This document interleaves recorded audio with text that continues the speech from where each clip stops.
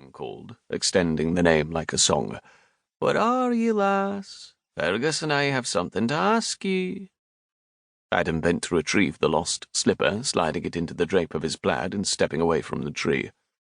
"Oh, there," he called, making the men stop, their hands moving to their short swords. "Finding a bit of shade," Adam said with what he hoped was a smile. He didn't smile often, so it felt tight. One fellow frowned, but the other raised a hand in greeting. "Have you seen a lass with weavy red hair come through here?" Adam looked off in another direction. "Nay, but I heard someone up that way. Twigs snapping, that sort of noise. Thought it was children hunting for berries." "Thank ye," the smiling man said, a question in his tone. Adam Macquarie." His sword hung casually by his side, easy to grab if they reacted poorly to his name. "Macquarie? Not too many of ye around anymore.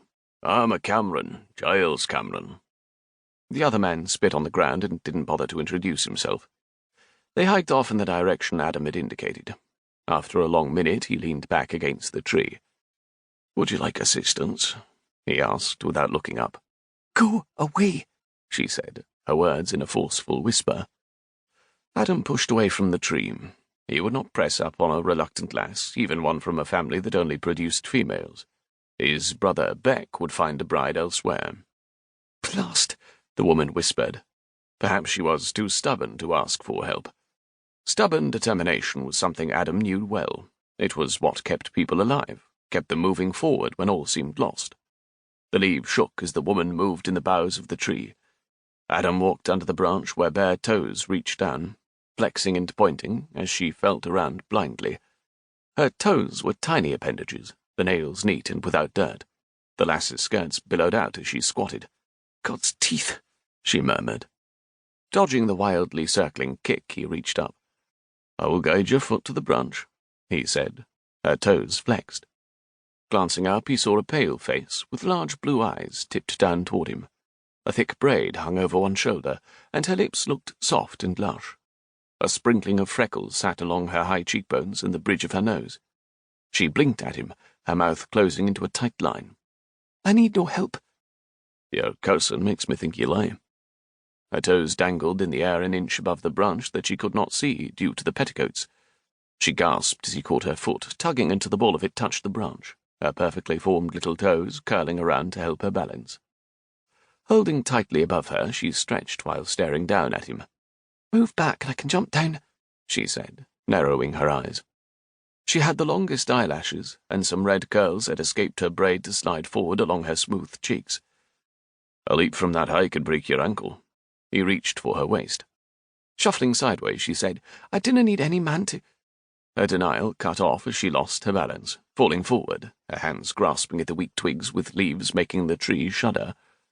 Adam caught her, his hands wrapping around her cinched waist to pull her toward him. Her skirts caught on the branch, lifting them high as she descended. "Bloody hell!" She slapped her petticoat off the finger-like branches that seemed intent on exposing the secrets she kept beneath. Her lush form slid down his, and he inhaled the contact, as if the pressure of her plucked along every muscle in his body. She smelled of some type of flower and spice, making him suck in another breath as he held her form against him. She felt as soft as he was hard. For several heartbeats they stared at one another, her face mere inches from his. What does she taste like? Her eyes grew wide, making him wonder for a moment if he'd spoken aloud. "Put me down," she said, shoving against his chest. Adam lowered her and stepped back as she righted the twisted blue gown around her trim waist, her full breasts pushing against the confines of her laced bodice. He could see why the two suitors were not taking rejection easily. Adam nodded in the direction the two swains had hurried. "They went that way. You should roll round in the mud or go about with your hair soaked and straggly to keep them away." Her lips opened as her brows raised, and he turned, traipsing away.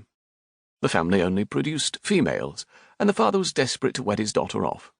Halfway back to his camp, he realized that he still held her slipper. Damn.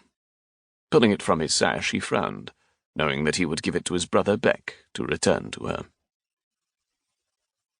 Lark Montgomerie wiped her arm against her brow without losing the rhythm of the dasher shooting up and down in the butter churn, her mind churning just as fast.